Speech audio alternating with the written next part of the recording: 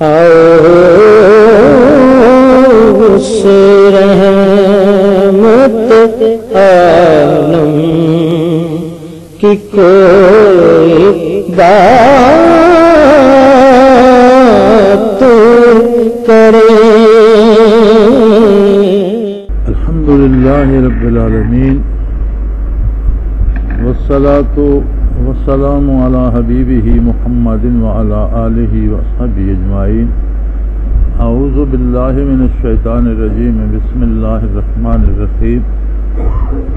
الذین یاکلون الربا لا یقومون الا کما یقوم الذی یتخبطہ الشیطان من المس ذلک بأنہم قالوا انما البیع مثل الربا وحل اللہ البیع وحرم الربا فمن جاءہ موعظۃ من ربہ فانتہى فلہ ما سلف وامرہ الی اللہ ومن عاد فاولئک اصحاب النار هم فیہا خالدون.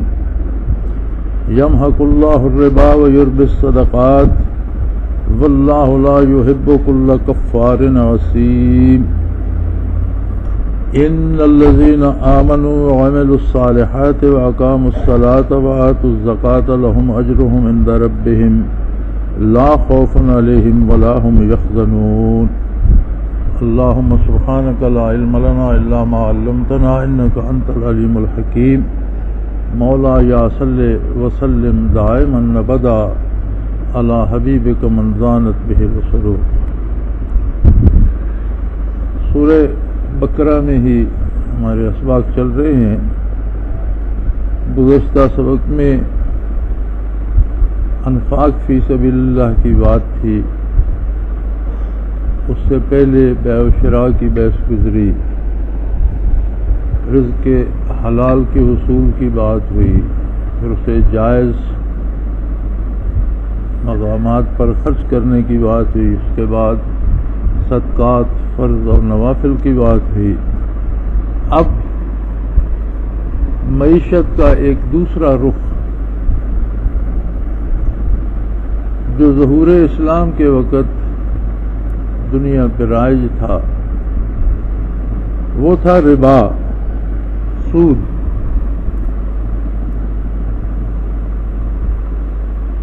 سود یہ ہوتا ہے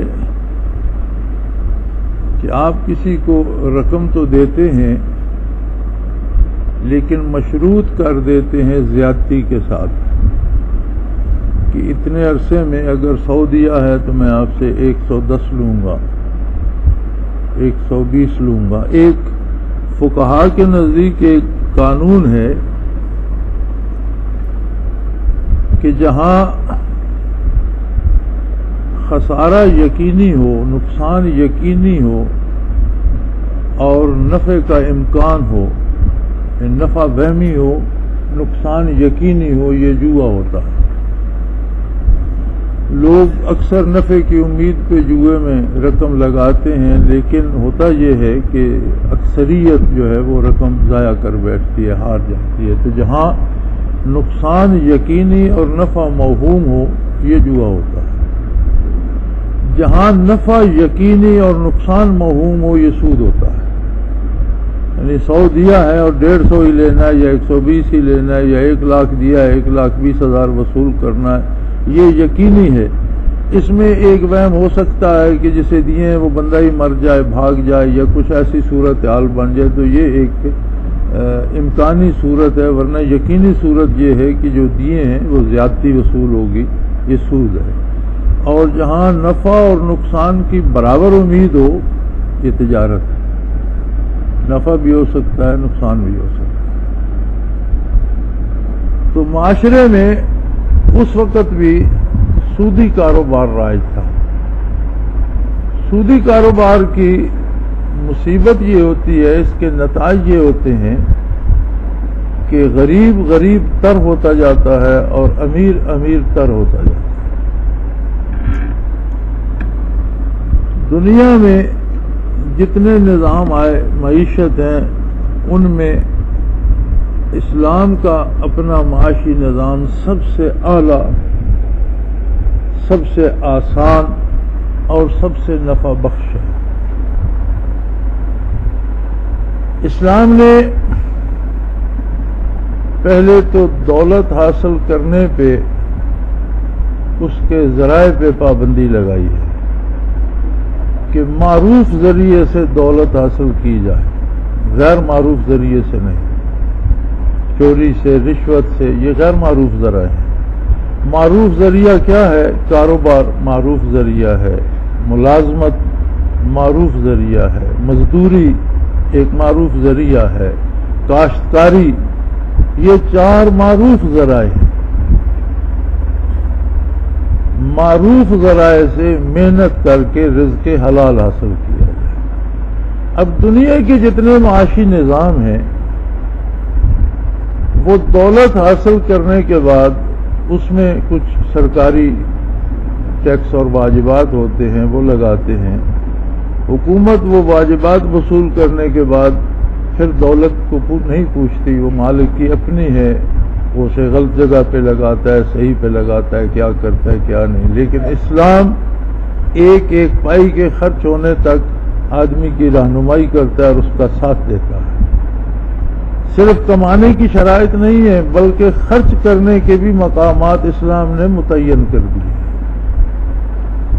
اور دولت کو ضائع کرنے سے منع فرمایا، لا تسرفوا۔ اسراف ہوتا ہے جہاں محض تفنن تباہ کے لیے یا عیاشی کے لیے خرچ کیا جائے اور اس کا کوئی فائدہ نہ اپنی ذات کو ہو نہ اللہ کی دوسری مخلوق کو ہو،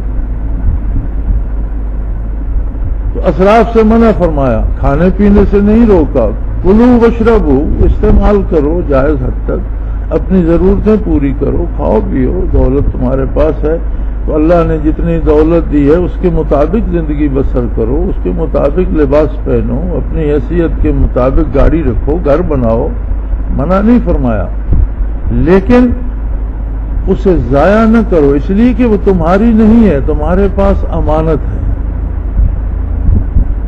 پھر جو کمائی کے ذرائع ان میں ایک آسان ذریعہ اس وقت سود تھا، جو آج بھی پھر دوبارہ پوری دنیا پہ رائج ہے، اور جس کا نتیجہ یہ ہے کہ دنیا میں مفلس تر ہو رہا ہے اور امیر تر ہو رہا ہے۔ دولت مند کے پاس اور دولت جمع ہو رہی ہے اور غریب تر ہوتا چلا جا رہا ہے۔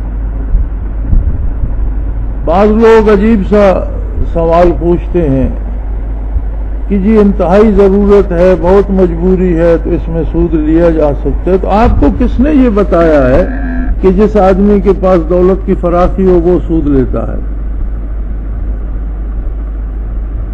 یہ 2 مسئلے بڑے عجیب ہیں۔ ایک طلاق کا مسئلہ ہو تو وہ کہتے ہیں جی غصے میں دے دی تھی، بھی طلاق ہمیشہ جھگڑے اور غصے میں ہی ہوتی ہے، انعام میں تو کبھی کوئی طلاق نہیں دیتا کہ بیوی سے خوش ہو اور بڑا اسے انعام کے طور پر طلاق دے دے۔ اور آدمی کے پاس اپنی ضرورت پوری کرنے کی گنجائش ہو تو وہ سود نہیں لیتا، بلا وجہ دوسرے کو پیسے کیوں دے؟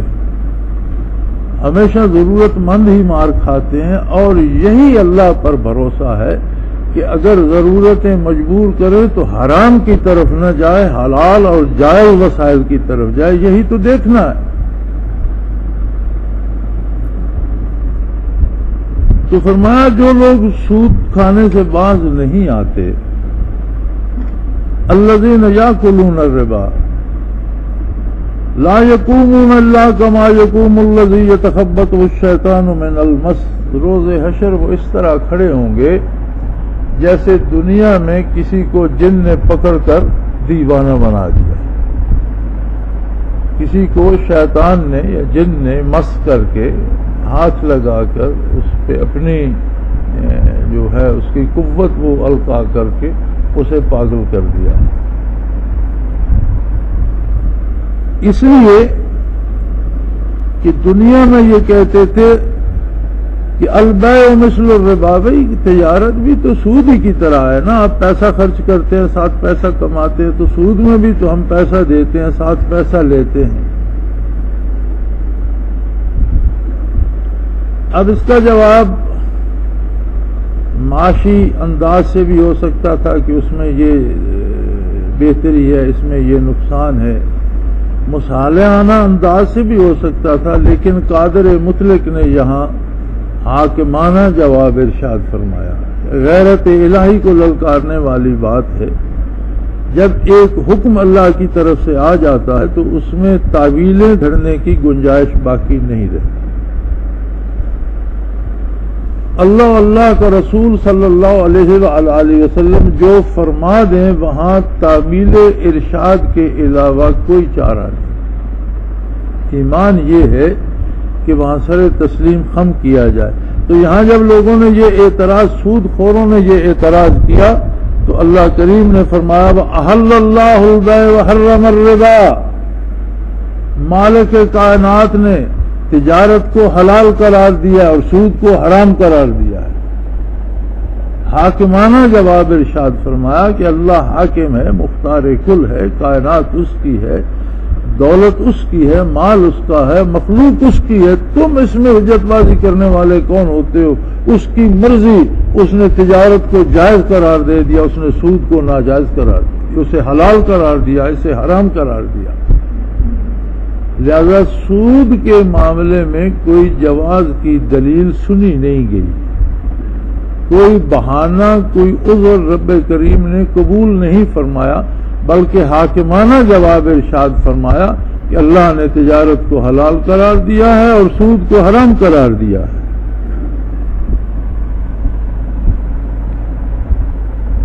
یہاں سے علماء تفسیر نے یہ بحث بھی کی ہے کہ اسی آیہ کریمہ سے ثابت ہوتا ہے کہ جن آدمی کو مس کر کے یا پکڑ کے دیوانہ بنا دیتے ہیں، یہ مرض بھی انسانوں کو ہو سکتا ہے۔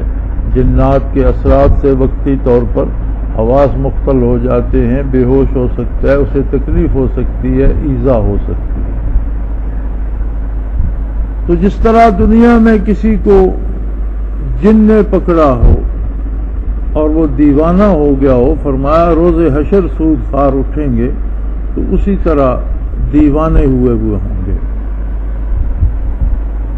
صاحب تفسیر مظہری رحمۃ اللہ تعالی علیہ نے معراج شریف کی حدیث بیان کرتے ہوئے سود خوروں کے بارے کچھ چیزیں اس حدیث کے حوالے سے ارشاد فرمائی ہیں کہ حضور علیہ السلام نے فرمایا کہ شب معراج دوران سفر میں نے دیکھا کچھ لوگ پڑے تھے راہ میں اور ان کے پیٹ پھول پھول کر بہت بڑے ہو گئے تھے، حتیٰ کہ وہ اٹھ نہیں سکتے تھے، اور ان کے پیٹوں کے اندر اژدہا اور بچھو اور اس طرح کی ایذا دینے والی چیزیں باہر سے نظر آ رہی تھیں جو ان میں بھاگ دوڑ رہی تھیں۔ تو کچھ دیر بعد کچھ لوگ بھاگتے ہوا، ایک طرف سے شور ہوا، کچھ لوگ بھاگتے ہوئے آ رہے تھے، تو انہوں نے اٹھنا چاہا لیکن اٹھ نہ سکے، وہ انہیں رونتے ہوئے گزر گئے۔ تو آپ صلی اللہ علیہ وسلم نے جبریل امین سے پوچھا کہ یہ کون لوگ ہیں اور یہ بھاگنے والے کون ہیں؟ تو کہ یا رسول اللہ، یہ جو راہ میں پڑے ہیں یہ سود کھانے والے ہیں، اور یہ جو بھاگ کر انہیں روند کر گزر رہے تھے یہ آل فرعون ہے کہ انہیں صبح و شام دوزخ پہ پیش کیا جاتا ہے، تو انہیں جانا پڑتا ہے صبح بھی شام بھی، یہ بھاگ کر گزرتے ہیں یہاں سے۔ اسی طرح ایک اور واقعہ حدیث معراج میں بیان ہوا کہ خون کا دریا ہے اور اس میں کچھ لوگ غوطے کھا رہے ہیں اور وہ بڑی تکلیف میں ہیں، اور وہ کوشش کرتے ہیں کنارے کی طرف آنے کی، لیکن جب قریب آتے ہیں تو فرشتے انہیں ہنکار کر پھر واپس کر دیتے ہیں۔ تو اس کے استغفار پر بھی جبرائیل امین نے عرض کیا یا رسول اللہ یہ بھی سود خوار ہیں، یعنی سود کی مختلف قسمیں، مختلف حالتیں جن سے سود وصول کیا جاتا ہے، ان کی تکالیف مختلف۔ تو جس طرح کی صورت حال ہے اس طرح کے عذاب جو برزخ میں ہو رہے ہیں حدیث معراج میں وہ بیان ہوئے ہیں۔ اسی طرح جہنم کے واقعات میں بھی سود خوروں کے بہت سے معاملات زیر بحث آئے ہیں جنہیں پڑھ کر رونگٹے کھڑے ہو جاتے ہیں، اور فیصلہ کن امر قرآن حکیم نے یہ فرمایا کہ اللہ حاکم و مختار ہے، تجارت کو اس نے حلال قرار دیا اور سود کو حرام قرار دیا۔ فمن جاءہ موعظۃ من ربہ فانتہا، جسے اللہ کا یہ پیغام پہنچا، اللہ کا حکم پہنچا، رسول اللہ صلی اللہ علیہ وسلم کے ارشادات عالی پہنچے، اور اس نے بات ختم کر دی، اس نے سود لینا بند کر دیا، سودی کاروبار چھوڑ دیا، فلہو ما سلف، تو وہ توبہ اس کے پہلے گناہوں کی کفارے کے لیے کافی ہے۔ یعنی توبہ کیا ہے؟ زبان سے توبہ توبہ کہنا توبہ نہیں ہے۔ توبہ یہ ہے کہ جو خطا، جو غلطی ہم کر رہے ہیں وہ غلطی چھوڑ دی جائے، ترک کر دی جائے، گناہ چھوڑ دیا جائے، اور اللہ کریم سے عہد کیا جائے اور دعا کی جائے کہ اے اللہ میں اس گناہ کو چھوڑتا ہوں، تو میرے گناہ معاف بھی فرما اور مجھے اس پر استقامت بھی عطا فرما، اور آئندہ مجھے اس سے بچا، اور اس سے بچنے کی کوشش کی جائے، یہ توبہ ہے۔ تو جس نے توبہ کی فنتہا، جو باز آ گیا، جس نے سود لینا چھوڑ دیا، تو اب تک جو وہ لے چکا ہے، اللہ کریم نے وہ گزشتہ گناہ اس توبہ کے طفیل معاف کر دیے۔ وَأَمْرُهُ إِلَى اللَّهِ، اب اس کی توبہ کیسی ہے؟ حکومت کے در سے ہے، اللہ تعالی کے حکم کی اطاعت میں ہے، رسول اللہ صلی اللہ علیہ وسلم کے اتباع میں ہے، یہ اندر کی بات، یہ دل کی بات، وَأَمْرُهُ إِلَى اللَّهِ، اس کا دل کا معاملہ اللہ کے ساتھ ہے۔ یہ وہ خوب جانتا ہے کہ کس نے کیسی توبہ کی ہے، اس پر ظاہراً گرفت نہیں کی جا سکتی۔ وَمَنْ عَادَ فَأُولَٰئِكَ أَصْحَابُ النَّارِ، لیکن جو پھر سے سود لینا شروع کر دے تو ایسے لوگ جہنم کے باسی۔ اب دیکھنا یہ پڑتا ہے، اگرچہ معاشرہ پھر سے یہودی معیشت کے شکنجے میں، اور انہوں نے پھر سے دنیا کو سودی معیشت میں جکڑ دیا۔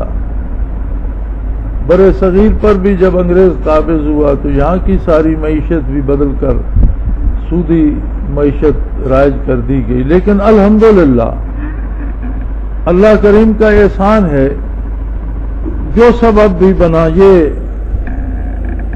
اس کا کریڈٹ میں سمجھتا ہوں کہ حکام وقت کو جاتا ہے، اللہ ان کی یہ نیکی قبول فرمائے کہ کم از کم انہوں نے اگر سود بند نہیں کیا تو بلا سودی بینکاری کی اجازت تو دے دی، ایسے بینک کھولنے کی اجازت دے دی جو کاروبار کریں اور جو سود کا لین دین نہ کریں۔ اب اس کے بعد باری تھی ہماری شہریوں کی، مسلمانوں کی، لیکن کتنے دکھ کی بات ہے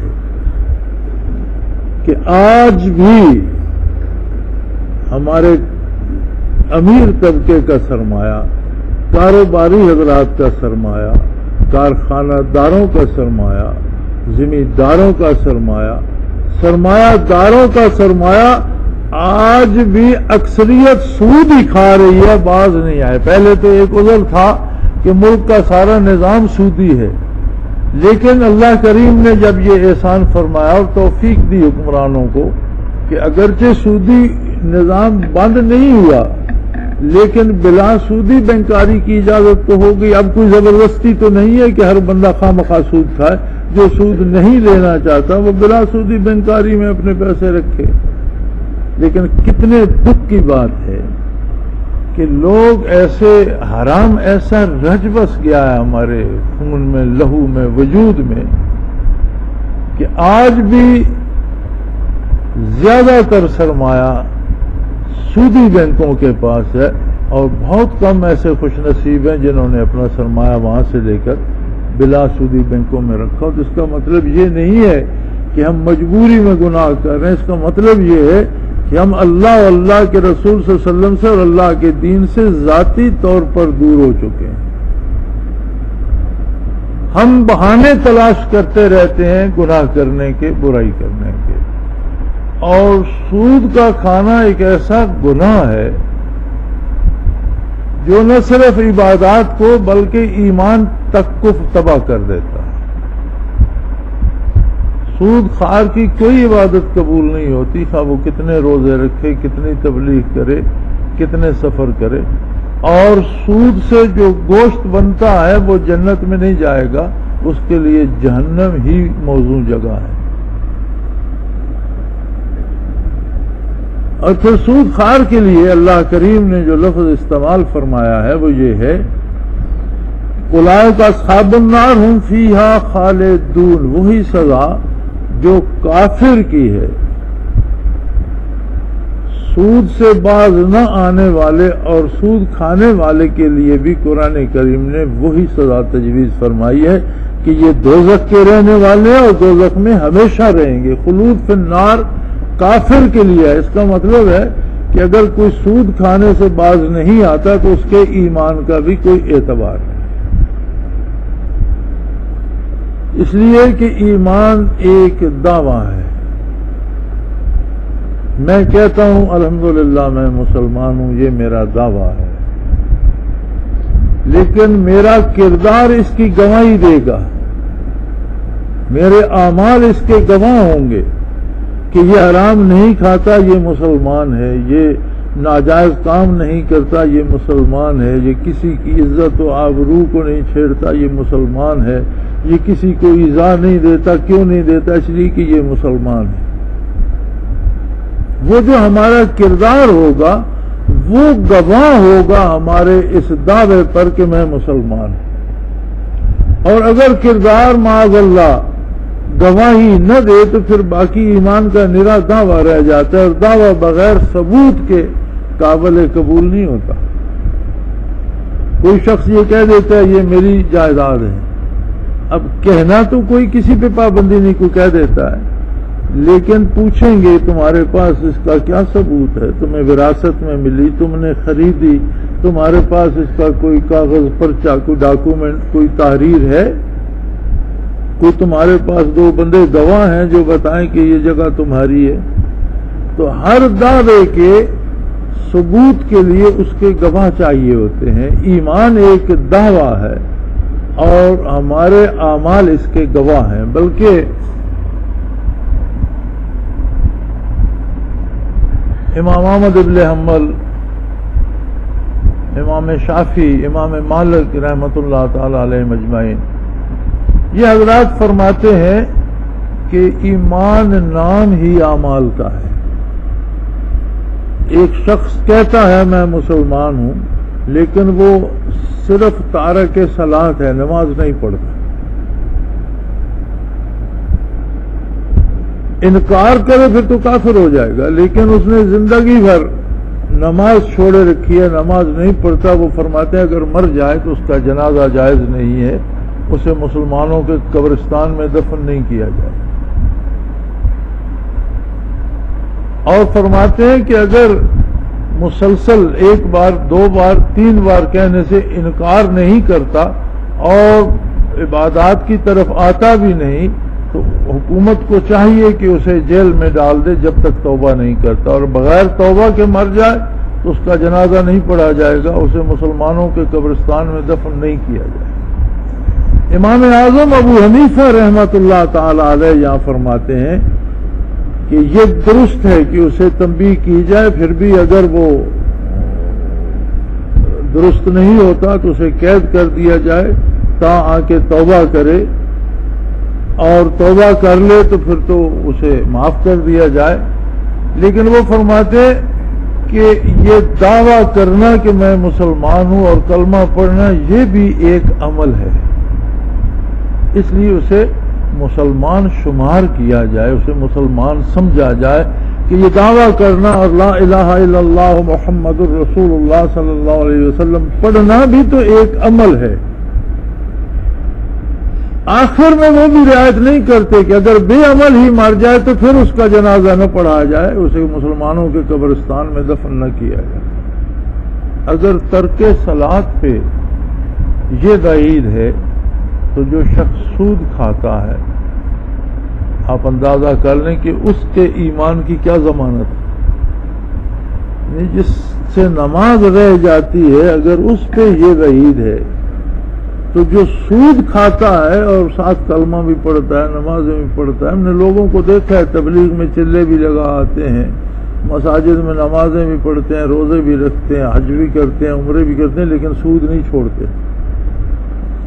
تو سود کا نہ چھوڑنا ان تمام اعمال کو کھا جاتا ہے، منفی کر دیتا ہے، اس کا کوئی فائدہ نہیں رہتا، اس لیے کہ حاکمیت الہی کو چیلنج کر رہا ہے۔ اللہ نے یہاں دلیل کا دے کر قائل نہیں فرمایا، حکم دے کر ماننے کا حکم دیا ہے کہ تجارت اللہ نے جائز کر دی، سود اللہ نے حرام کر دیا۔ اب جو سود کھاتا ہے تو اس کی سیدھی لڑائی ہے، فَاذَنُوا بِحَرْبٍ مِّنَ اللَّهِ وَرَسُولِهِ، اللہ اللہ کے رسول کے ساتھ اس کا اعلان جنگ ہے۔ اب جو اللہ کے رسول کے ساتھ اعلان جنگ کرتا ہے اس کے ایمان کا کیا ثبوت ہے، اور اسے ہم کیسے مسلمان جانیں؟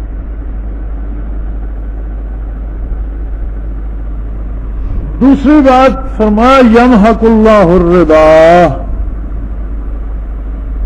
سود خار کو کبھی دنیا میں بھی سکون نہیں ملتا، اس لیے کہ اللہ کریم سود کو، حرام ذرائع کی کمائی کو مٹاتے ہیں۔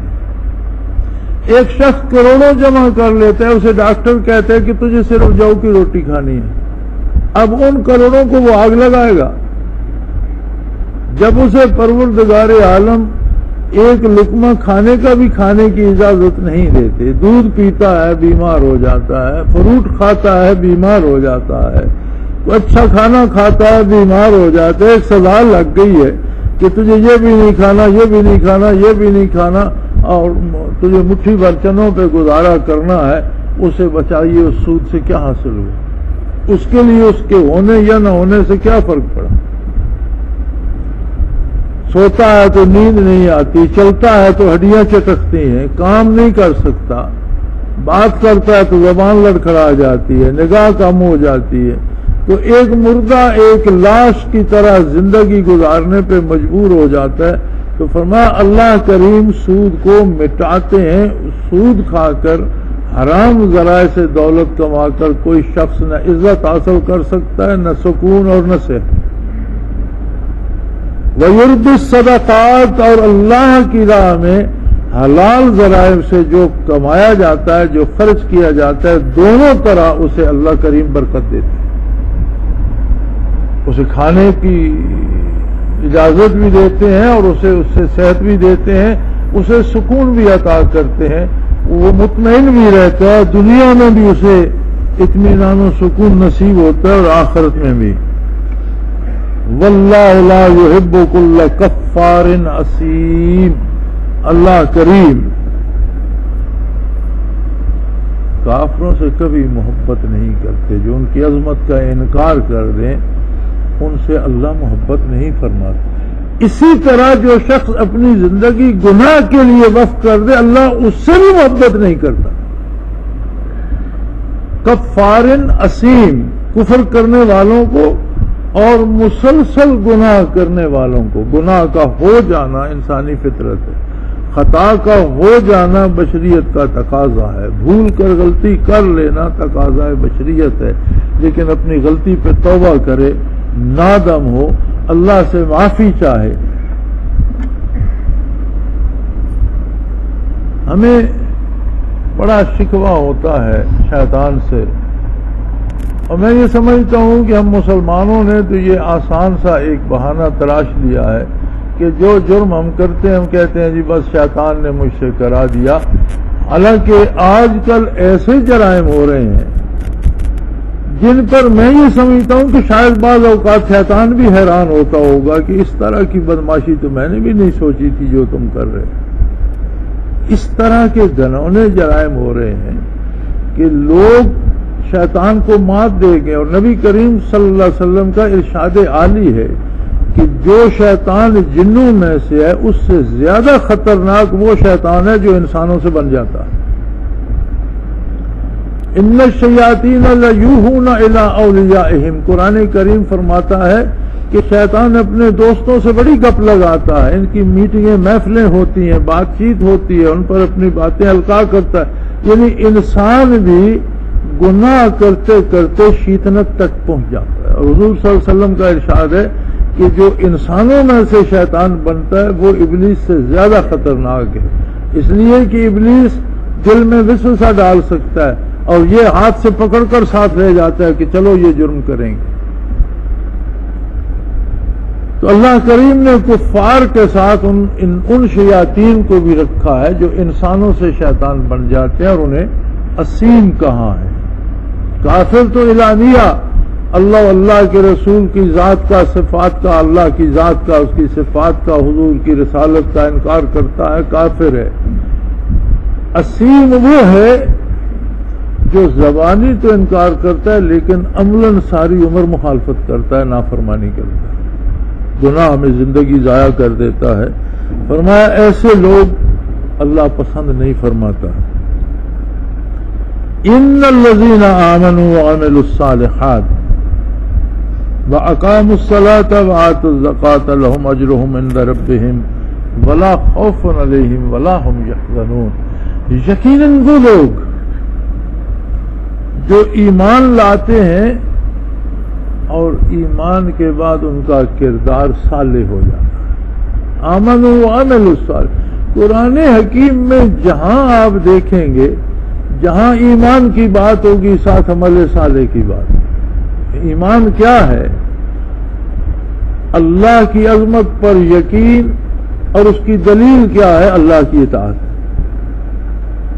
تو یقیناً وہ لوگ جو اللہ کی عظمت پہ ایمان لاتے ہیں، حضور کی رسالت پہ ایمان لاتے ہیں، ضروریات دین پہ ایمان لاتے ہیں، اور وہ ایمان ان کے کردار کو صالح بنا دیتا ہے۔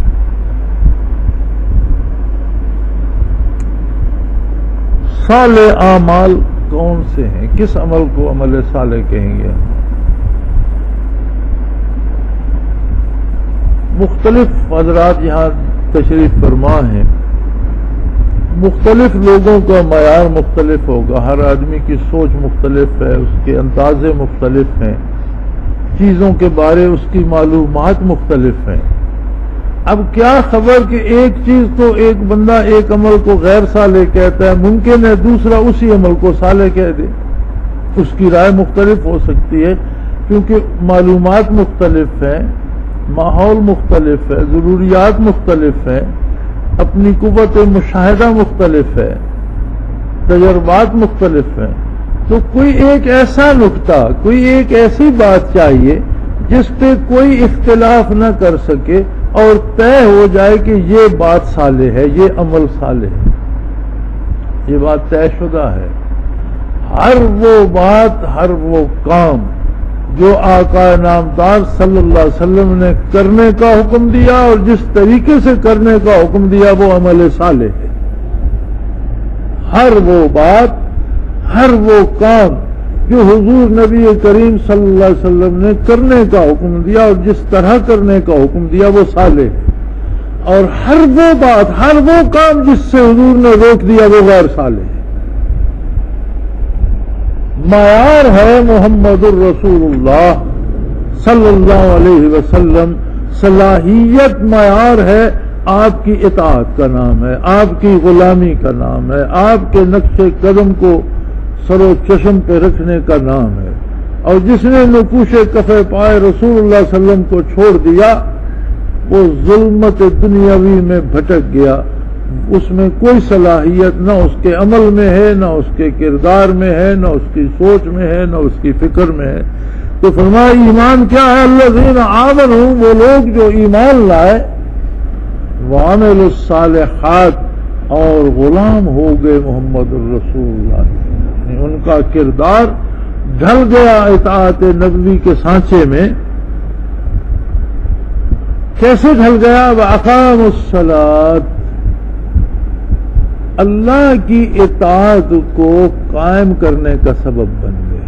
ہم صلاۃ سے ایک نماز کی عبادت کو مراد لے لیتے ہیں، یہ درست نہیں ہے۔ صلاۃ سے مراد ہے اطاعت الہی، چونکہ نماز کی حالت میں ہر حرکت و سکون اطاعت الہی کا مظہر ہوتا ہے۔ تکبیر اولیٰ کہنے سے سلام پھیرنے تک آپ کی ہر حرکت، ہر سکون، رکوع و سجود، آپ کا قیام، ہر چیز جو ہے وہ اطاعت الہی کے زمرے میں آتی ہے، اس لیے اسے بھی صلاۃ کہہ دیا گیا۔ صلاۃ سے مراد انسانی کردار ہے۔ اگر کوئی رزق کے حلال کماتا ہے تو صلاۃ ہے، جائز ذرائع پہ خرچ کرتا ہے تو صلات ہے. حتیٰ کہ حضور علیہ الصلوۃ والسلام نے فرمایا کہ مومن اپنے بیوی بچوں کو جو روزی کھلاتا ہے وہ بھی اس کا صدقہ شمار ہوتی ہے اور اللہ کی راہ میں خرچ شمار ہوتی ہے. تو عرض کی کہ یا رسول اللہ بیوی بچوں کا نان و نفقہ تو اس پہ فرض تھا، اس کی مجبور اس کے ذمہ تھا. تو فرمایا جو بات اللہ کریم کرنے کا کہیں اس کو پورا کرنا ہی تو عبادت ہے. اگر اس کے ذمہ تھا اور اس نے حلال کما کر وہ فرض پورا کیا تو یہی تو اطاعت ہے، یہی تو عبادت ہے، اس پر بھی اس کو ثواب ملے گا. اسی لیے ارشاد ہے کہ مومن کی دنیا بھی دین ہے، مومن کی دنیا بھی دین ہے کہ دنیا کا جو کام وہ کرتا ہے وہ بھی اللہ اللہ کی رسول کی اطاعت میں کرتا ہے اور اس کی دنیا بھی دین ہے. اور کافر کا دین بھی دنیا ہے کہ کافر کے دین کے نام پر اگر کوئی رسم بنا رکھی ہے تو حاصل دنیاوی فائدہ کرنا چاہتا ہے. یعنی کافر کا دین بھی دنیا ہے اور مومن کی دنیا بھی دین ہے. تو فرمایا ایمان لانے کا مزہ تو یہ ہے کہ زندگی اطاعت کے سانچے میں ڈھل جائے. الذین آمنوا وعملوا الصالحات واقاموا الصلاۃ، جنہوں نے ایمان قبول کیا اور اپنے کردار کو حضور کی اتباع میں ڈھال لیا اور اللہ کی اطاعت کے پابند ہو گئے. وآتوا الزکوٰۃ، اور جس طرح مال سے اللہ نے خرچ کرنے کا حکم دیا اس طرح سے مال کو بھی خرچ کیا.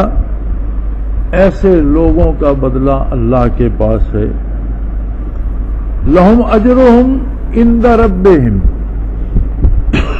ان کا بدلہ، ان کا اجر ان کے رب کے پاس ہے. میں یہ پہلے بھی عرض کر چکا ہوں کہ اجر کو ربوبیت سے متعلق فرمایا. ربوبیت اللہ کی وہ شان ہے جو تربیت کرتی رہتی ہے، پالتی رہتی ہے، بڑھاتی رہتی ہے. ان کا جو بدلہ، ان کا جو ثواب، ان کا جو اجر انہیں ملتا ہے وہ جو کچھ انہوں نے کیا اس سے کروڑوں گنا بڑھ جاتا ہے. ربوبیت باری اس کو بڑھاتی رہتی ہے. اجرہم عند ربہم ولا خوف علیہم ولا ہم یحزنون، نہ انہیں آئندہ کا کوئی ڈر ہوگا نہ انہیں گزشتہ کا کوئی رنج ہوگا کہ زندگی میں جو میں نے کیا تھا غلط کیا تھا یا آئندہ پتہ نہیں کیا مصیبت آئے گی. فرمایا جو لوگ یقین محکم سے اتباع پیغمبر صلی اللہ علیہ وسلم اختیار کر لیتے ہیں، معاملات میں، عبادات میں، معیشت میں اللہ کے رسول کی اطاعت کرتے ہیں، جتنا انہوں نے کیا اتنا نہیں بلکہ اس سے جتنا رب چاہتا ہے اتنے گنا زیادہ ان کو انعام ملے گا. یا ایھا الذین آمنوا اتقوا اللہ وذروا ما بقی من الربا ان کنتم مؤمنین. اللہ اللہ، یہاں بات اللہ نے واضح کر دی.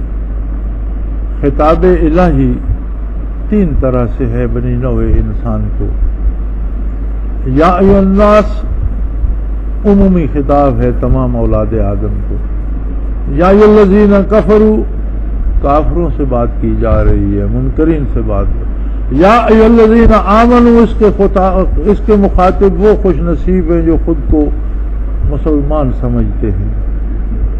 یہاں یا ایھا الذین آمنوا سے بات شروع فرمائی. گویا خطاب عالی ہے ان لوگوں کو جو دعویٰ رکھتے ہیں اللہ پر ایمان کا، جو دعویٰ رکھتے ہیں محمد الرسول اللہ صلی اللہ علیہ وسلم کی رسالت پر ایمان کا، جو دعویٰ کرتے ہیں حضور کی غلامی کا، جو بھاگ بھاگ کر حج اور عمرے کرنے جاتے ہیں، جو روضہ رسول کی زیارت کو نجات کا سبب سمجھتے ہیں، وہ لوگ جو کفے پائے رسول کو اپنی آنکھوں کا چشمہ بنانا چاہتے ہیں، وہ لوگ جو زندگی بھر غلامی رسول کا دعویٰ کرتے ہیں. اللہ کریم فرماتا ہے اتقوا اللہ، اللہ سے تعلق کو خراب نہ ہونے، اس بات سے ڈرتے رہو کہ کہیں ایسا نہ ہو جائے مجھ سے کوئی ایسا فعل نہ ہو جائے جس سے اللہ کریم ناراض ہو جائیں. اور یہ کرو، حکم دیا جا رہا ہے وَذَرُوا مَا بَقِيَ مِنَ الرِّبَا. یہ حکم سننے کے بعد آج کے بعد جو سود تمہارا باقی تم نے کسی سے لینا ہے وہ چھوڑ دو، ختم ہو گئی بات۔ آگے فرمایا ان کنتم مومنین، اگر واقعی تم ایمان والے ہو تو سود چھوڑ دو۔ بات شروع بھی ایمان سے کی کہ اے ایمان والو اللہ کی ناراضگی سے ڈرو، اور اگر سود لے رہے ہو تو سود لینا چھوڑ دو، جو باقی بنتا ہے تمہارا سود تمہیں آ رہا ہے وہ بھی طرف کر دو، مت لو۔ آگے فرمایا اگر واقعی تم ایمان رکھے، ان کنتم مومنین، آگے شرط فرمائی کہ اگر تم ایمان، یعنی یہ شرط اور مشروط ہو گئے نا کہ اگر ایمان رکھتے ہو تو سود چھوڑ دو، اور اگر سود نہیں چھوڑتا تو ایمان چھوڑو۔ شرط اور مشروط ہو گئے نا، ایمان کے ساتھ ترک سود مشروط ہو گیا۔ ان کنتم مومنین، اگر تم مومن ہو تو سود چھوڑ دو، جو تمہارا بنتا ہے تمہیں لینا آتا ہے وہ بھی چھوڑ دو۔ آئندہ لینے کی بات نہیں ہو رہی، آج اسی وقت سے تمہارے سرمایہ پر جو سود بن رہا ہے اسی وقت سے وہ بھی چھوڑ دو، اپنا اصل سرمایہ لے۔ اور اگر نہیں چھوڑتے تو پھر تم مسلمان نہیں ہو، پھر مومن نہیں۔ ان کنتم مومنین کے ساتھ مشروط کر دیا، تو جب شرط پوری ہوگی مشروط پورا ہو جائے گا۔ اگر سود کھائے گا تو مسلمان نہیں رہے گا۔ اب آپ اندازہ کر لیجئے کہ ہم کس درجے کے مسلمان ہیں۔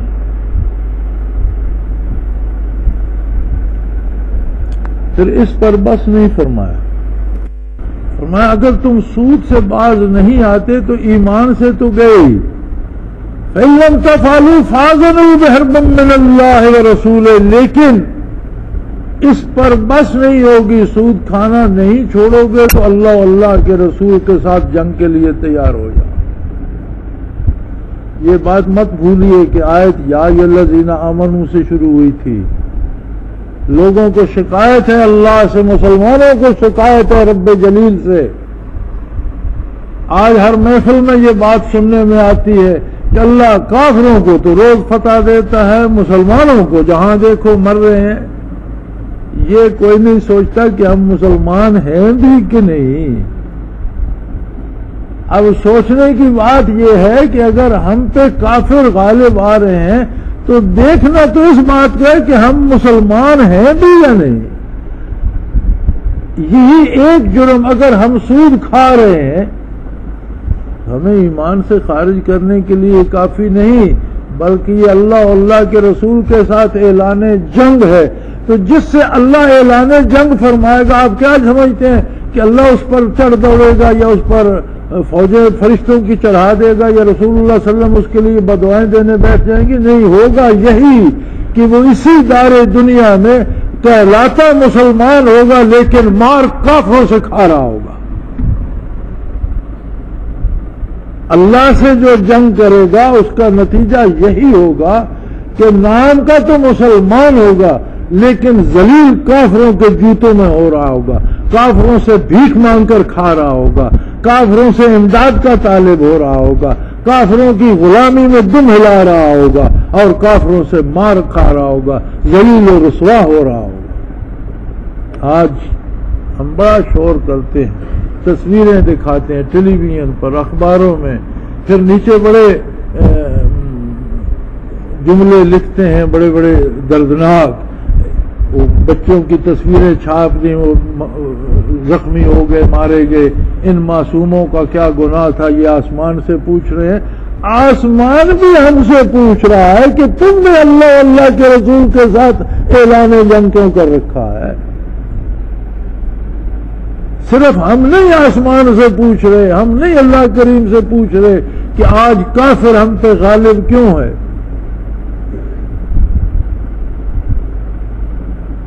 بڑے لشکر جرار کو 313 کی فوج نے شکست دے دی، پوری دنیا پہ کفر چھایا ہوا تھا۔ چند نفوس قدسیہ نے ایک ریاست قائم کی مدینہ منورہ میں، اور ربع صدی میں روئے زمین پر اسلام کے سورج چمکا دیے، دلوں کو منور کر دیا۔ یہ کون لوگ تھے؟ افریقہ کے جنگلوں میں مسلمانوں کے لشکر نے پڑاؤ کیا تو کسی نے عرض کی کہ حضرت یہاں تو بے شمار یہ جنگل جو ہے یہاں تو کوئی بندہ پاؤں نہیں رکھتا، یہ تو ہے موذی جانوروں کا مسکن، تو یہاں تو طرح طرح کے ایذا دینے والے جانور، سانپ اور بچھو اور بڑے بڑے اژدہے اور اس طرح کے موذی جانوروں سے تو یہ جنگل پٹا پڑا ہے، وہ تو شیر چیتے وغیرہ درندے اس کے علاوہ ہیں۔ تو امیر لشکر نے کہا 2-3 پالان اونٹوں کے رکھ کر ایک ممبر بنا، ایک پر دوسرا تیسرا رکھ دیا گیا۔ امیر لشکر اوپر کھڑے ہو کر انہوں نے آواز دی کہ اے اس جنگل کے موذی جانوروں، میں محمد رسول اللہ کا غلام ہوں، میرے ساتھ ان کے خدام کا لشکر ہے، ہم دین اسلام کی غلبے کے لیے اللہ کی بندوں تک اللہ کا پیغام پہنچانے کے لیے نکلے، اس جنگل میں ہمیں رہنا ہے، اس لیے تم یہ جنگل خالی کر دو۔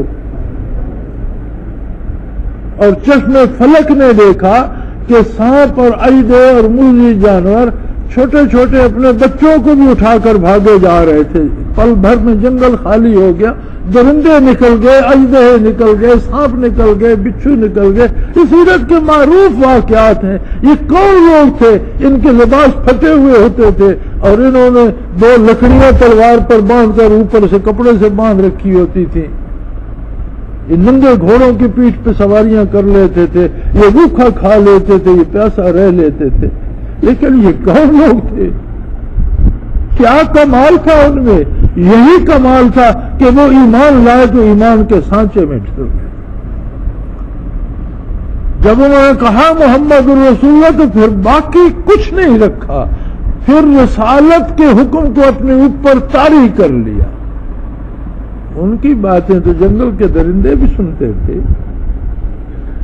آج کیا وجہ ہے؟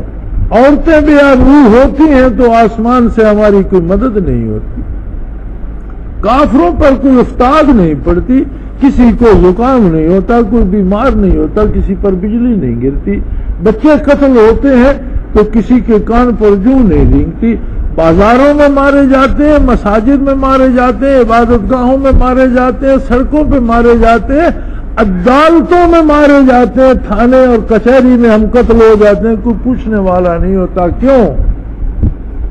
فَاذَنُوا بِحَرْبٍ مِّنَ اللَّهِ وَرَسُولِهِ، سود کھانے سے باز نہیں آتے ہو تو اللہ و اللہ کے رسول کو تمہارے ساتھ اعلان جنگ ہے۔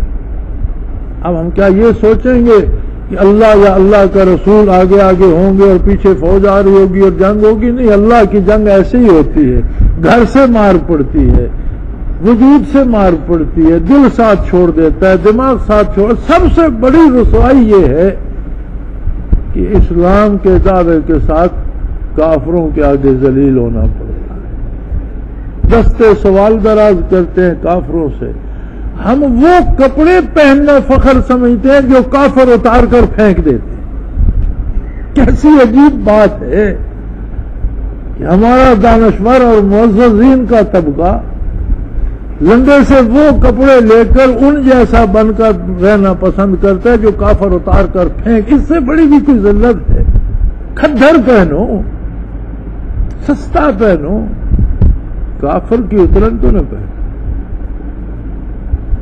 جو ان کا بچتا ہے وہ ہم کھا لیتے ہیں، ہمیں دوا وہ ملتی ہے جو ان سے بچتی ہے۔ پتہ ہے یہ تو تھرڈ ورلڈ جسے کہتے ہیں، تیسری دنیا، اس میں جو دوائیں آتی ہیں ان کا طریقہ کار کیا ہے؟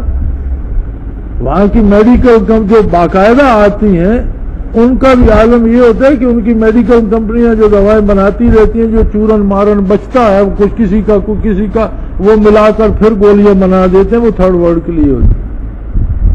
کافروں کے لیے گاڑیاں استعمال کی الگ بنتی ہیں، جاپان میں بنے یا امریکہ میں، اور تھرڈ ورلڈ کے لیے الگ بنتی ہیں۔ کیا آپ نہیں دیکھتے کہ جو گاڑی انگلینڈ سے آتی ہے وہ اور طرح کی ہوتی ہے، جو ہم نہیں منگاتے ہیں پاکستان میں وہ اور طرح کی ہوتی ہے؟ کیوں؟ کافروں کے لیے اچھی بنتی ہیں، ہمارے لیے گھٹیا بنتی ہیں۔ کیوں؟ ہم نے اللہ سے اعلان جنگ کر رکھا ہے، یہی ذلت ہمارا مقدر ہے۔ ہر شعبہ زندگی میں رسوائی ہو جاتی ہے۔ تو فرمایا اگر باز نہ فلم تفل اور تم سود کھاتے ہی چلے گئے فاضل حرب من اللہ و رسولہ وَإِن تُبْتُمْ فَلَكُمْ رُءُوسُ أَمْوَالِكُمْ، اور اگر تم توبہ کر لو تو اصل مال کے مستحق ہو، جو اصل مال ہے تمہارا وہ لے سکتے ہو۔ فقہائے کرام یہاں فرماتے ہیں کہ جو سود سے تائب نہیں ہوتا حکومت اسلامی کے ذمہ ہے کہ اس کی اصل رقم بھی ضبط کر لے، چونکہ اصل بھی اس کے لیے جو توبہ کرتا ہے۔ اور اگر حکومت اسلامی ہو، ریاست اسلامی ہو اور کوئی سودی کاروبار کر رہا اور توبہ نہ کرے تو اس کا مطلب یہ ہوگا کہ نہ صرف سود بلکہ اس کا اصل سرمایہ بھی ضبط کر لیا جائے گا، چونکہ فلکم رؤوس اموالکم، اصل سرمایہ بھی اسے ملے گا جو سود سے توبہ کرے گا، سود چھوڑ دے گا تو اصل رقم لے سکتا ہے۔ لا تظلمون ولا تظلمون، تم کسی پر ظلم نہ کرو، تم پر ظلم نہیں کیا جائے، کوئی تم پر ظلم نہیں کر سکے۔ تم پر ظلم کیوں ہوتا ہے؟ تم برداشت کرتے ہو وہ فصل جو تم کاشت کر رہے ہو۔ آج دنیا میں کہیں جائیں مسلمان کی کوئی پہچان ہے الگ سے، اس کے لباس سے، اس کے حلیے سے، اس کے قد و قامت سے، اس کے کردار سے، اس کی عبادات سے، اس کے کمانے کھانے کے ذریعے کوئی پتہ چلتا ہے؟ تو جب ہم نے اپنی شناخت ہی گم کر دی تو یہ تو ایک عجیب فلسفہ ہے کہ ہم یہ چاہتے ہیں کہ زندگی تو فرعون کی طرح جیے، موت موسیٰ علیہ السلام کی طرح ہے، یہ ممکن نہیں ہے۔ لوگ چاہتے ہیں کہ زندگی تو فرعون کی طرح گزارے، مرے موسیٰ علیہ السلام کی موت، یہ ممکن نہیں ہے۔ زندگی ہی موت کا ذریعہ بنتی ہے، اور جس راہ پہ ہم چل رہے ہیں، جس طرح ہم سود کھائے، اور کتنے دکھ کی بات ہے۔ حق تو یہ تھا کہ حکومت کی طرف سے تو بلا سودی بینکاری کی اجازت ہو گیا، حق یہ تھا کہ کسی سودی کھاتے میں کسی مسلمان کا سرمایہ باقی نہ رہتا، اگر رہتا تو غیر مسلموں کا رہتا، مسلمانوں کا سرمایہ لیکن نہیں، کسی کوئی ٹس سے مس نہیں ہو۔ اب یہ عالم یہاں نہیں ہے، پاکستان تو باقی دنیا سے بہتر ہے، ساری دنیا میں یہی حال ہے۔ نتیجہ کیا ہے؟ ہمیں اللہ سے شکایت ہے کہ دیکھو کافر ہماری عزتیں لوٹ رہے ہیں، اللہ مدد نہیں فرماتا۔ صحابہ کو تو یہ مدد دی کہ ان کی بات تو جنگل کے درندوں نے بھی سن لی، صحابہ کی تو یہ مدد دی کہ لڑائی میں ان کے لیے فرشتے اتار دیے، اور ہمیں اللہ کریم پوچھتا بھی نہیں، ہم بھی تو مسلمان ہیں۔ سوچنا یہ پڑے گا کہ کیا ہم مسلمان ہیں بھی کہ نہیں، کیونکہ اللہ نے تو شرط لگا دی اگر سود نہیں چھوڑتے ہو مسلمان نہیں ہوتے۔ پھر صرف یہ نہیں کہ مسلمان نہیں ہو، پھر تم بدترین لوگ ہو جن سے اللہ اور اس کا رسول اعلان جنگ کرتے ہیں۔ اللہ کی جنگ تو یہی ہوگی کہ ذلت ہوگی مقدر میں، رسوائی ہوگی، کافروں کے در پہ جب عیسائی ہوگی، اللہ کے در پہ پیشانی نہیں جھکتی، وہ کافر کے در پہ جھکے گی۔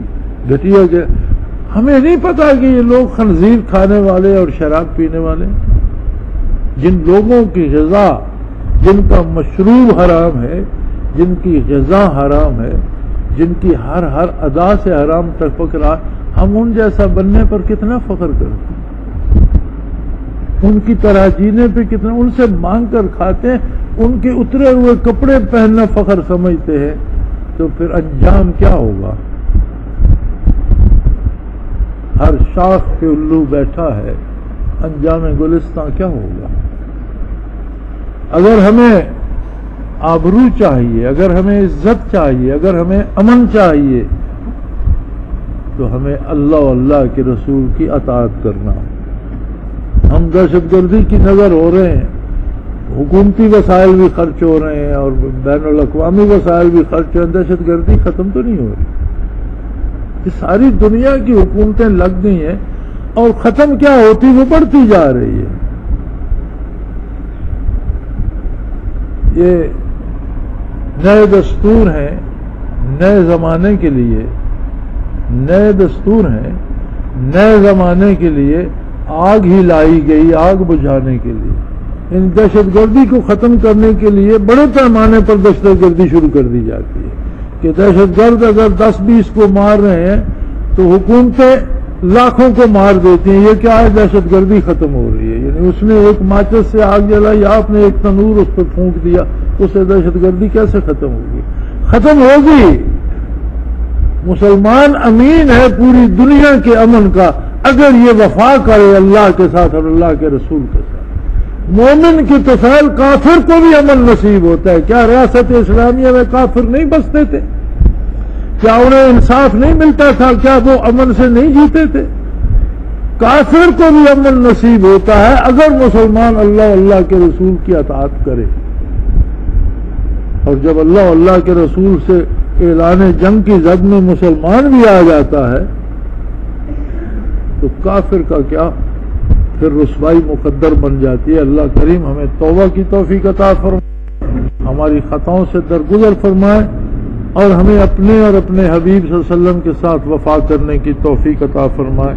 وآخر دعوانا ان الحمدللہ رب العالمین. اس رحمت عالم کی کوئی بات کرے، آؤ اس رحمت عالم کی کوئی بات